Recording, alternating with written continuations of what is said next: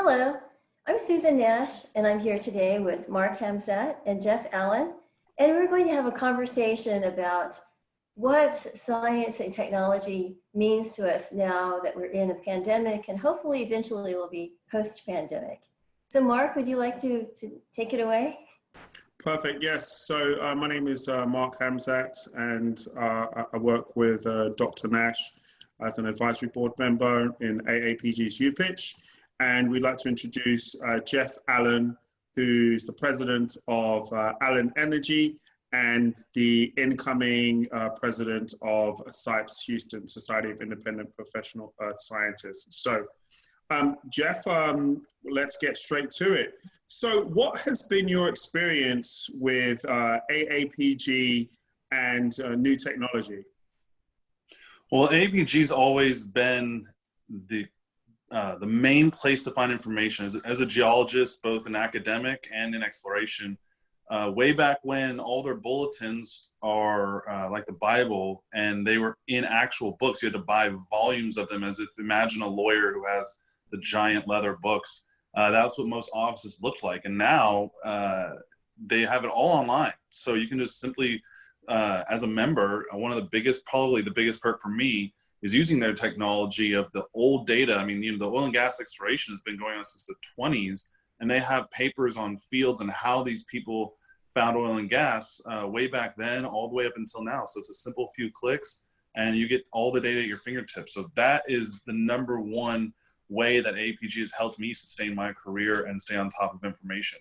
Not only that, but the type of symposiums they put on, conventions, they are always at the forefront of education.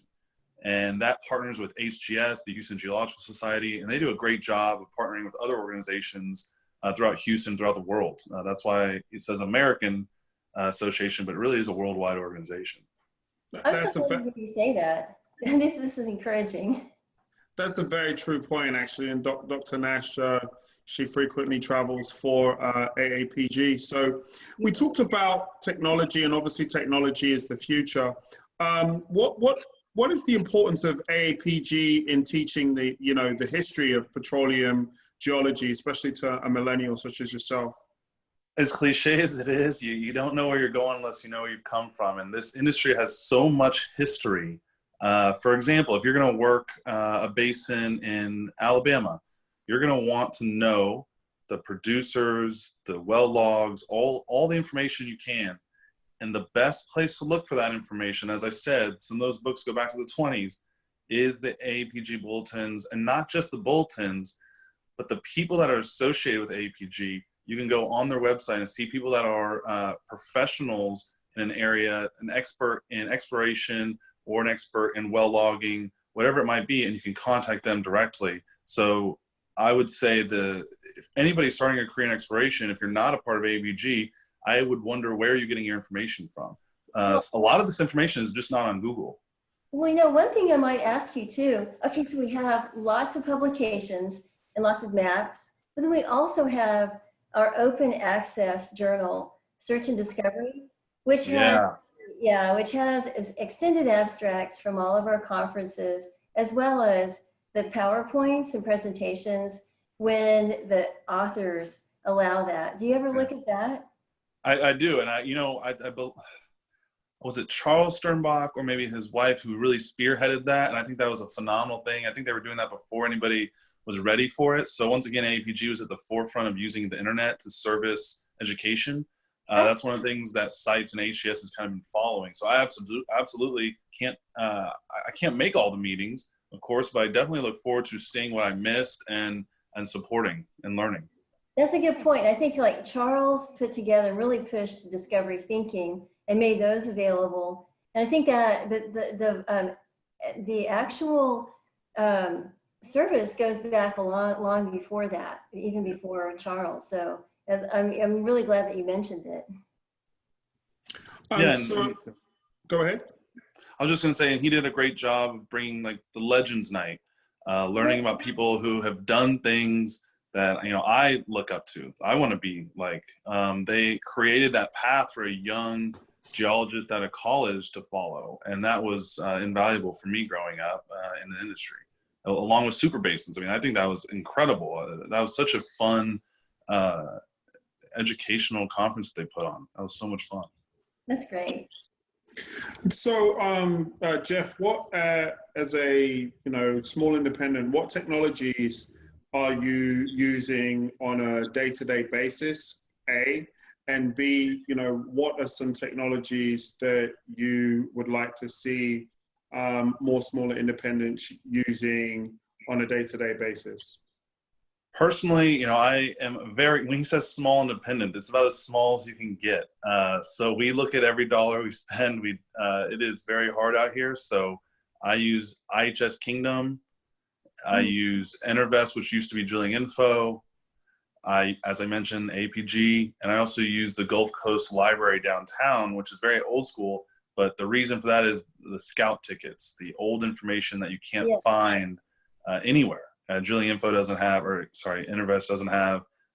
Those are the main things. And if my peers, they might work for a bigger company and have much more available data, but really it's going to unfortunately, to the Railroad Commission and going to Austin to find information that's hidden somewhere that isn't online yet.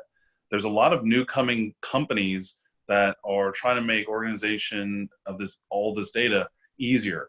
The Railroad Commission website is difficult. Intervest still isn't as good as it could be, in my opinion. And that's why it's creating this space for technology to come through. And I don't know the names of some of them off the top of my head, but they're definitely coming. And I'm looking forward to that. Well, I'm glad you mentioned that because APG, I'm working on it right now. It's putting together a toolkit that Mike Farty, our president, wanted to do, which is basically a place where you can get locations and links to the free data, to the low cost software, to training videos, things that are like free or almost free. Yeah, and that brings up a really good point. We talk about new technologies and things out there to help people. When I was in college, a new company just came out called Open Detect. And it's a free, you pay for the full suite, but they have a bunch of free options. They started as a free seismic exploration program. And that's what we use in college in one of our exploration courses, was to teach you how to find oil and gas, what to look for, how to use seismic. And, I still use Open Detect today because one, it's free.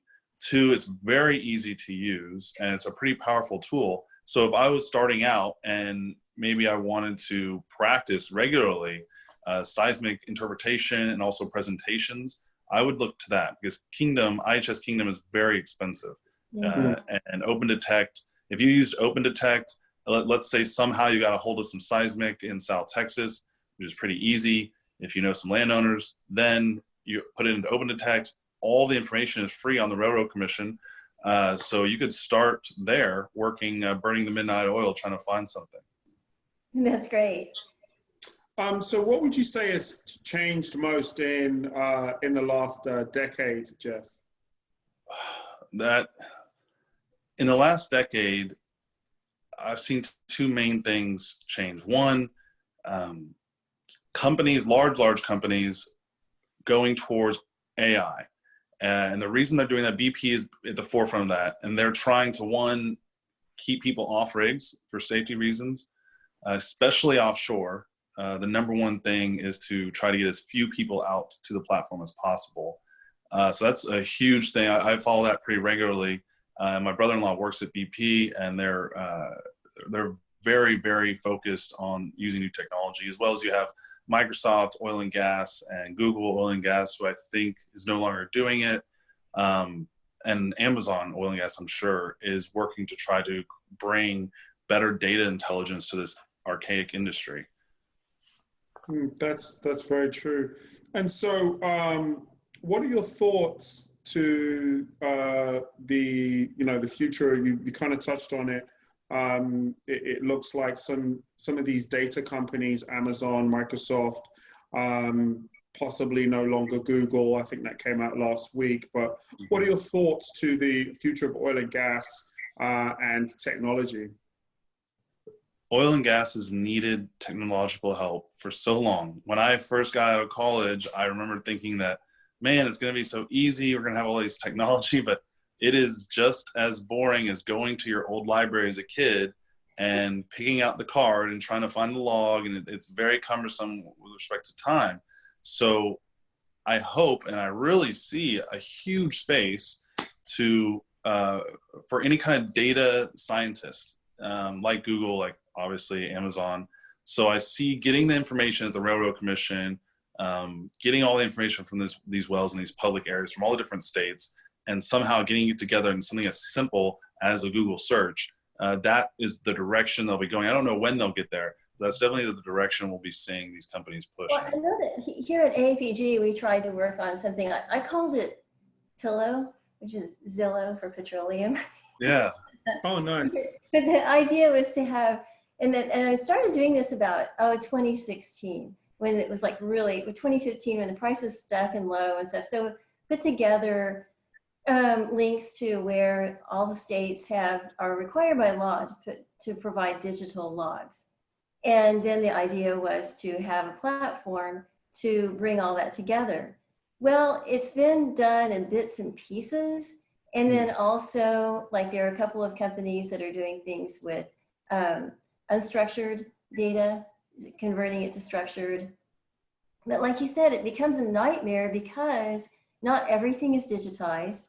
And when it is digitized, it may be in different formats, it's not compatible. And then actually even getting access to the databases becomes a challenge. Yeah. But it's definitely, so I mean, I'm with you. That would be amazing. And I know that, like, okay, the person who established data pages was John Shelton, years ago, professor at OSU. And then Charles and Linda Sternbach contributed in bringing it a whole different level. But it's been the effort of a lot of different people. And I know we'd like to have that available through data pages, if we could ever have that dream of like one-stop shopping Pillow. Yeah, you're right. I totally, that's the right mentality to have. I like that. Actually, so Dr. Nash and I think late last year, we worked on a panel together where we had some of these companies, like you're talking about, Delta Perform, for example, which provides sensors. We had a company called Trax, which is, providing, helping, with minerals, and then Nash as well. Yes. As well. And then, of course, there's Delphin Sea. I think that's the company that you were referring to. So there are a host of companies out there. And I think, it's just sometimes our industry can be slow to adopt. Yes. Hopefully, lower oil prices will allow us to kind of see, and look at some of these companies that are coming through AAPG's UPitch, and hopefully adopt some of these companies. And so, so finally, Jeff, you're going to be the incoming president of SIPES. How do you think that, members of SIPES can benefit from being involved with AAPG? I think they go hand in hand. I don't really know any SIPES member that is not an AAPG member. AAPG is always at the forefront of education, and they put on some amazing conferences. I think if you're a member of SIPES and not a member of AAPG, you're doing yourself a disservice. It's also a big, the monthly bulletin that is put out is always a good talking point among professionals, and they keep us really up to date on not just industry, but what academics are looking for research. So it's definitely a fun and informative bulletin, and a SIPES member can gain, like I mentioned earlier, all the databases for the fields and the geologists and exploration geologists from the 20s all the way up up to today. So I would definitely be worried if a SIPES member was not an AAPG member. Well, and I really respond. I mean, I really like what you're saying about also just what SIPES does, but then the idea of like being the independent, working in the log library, whatever. I remember years ago when I was doing we were drilling and I was doing all sorts of things, small company, independent. And it's like digging through all the file. I was in Oklahoma City, at the Oklahoma City Law Library, and it's just all the production books, et cetera. Oh yeah. Yeah, it was that day, that time, Xeroxing well logs. Mhm. But I thought, okay, it always comes back around.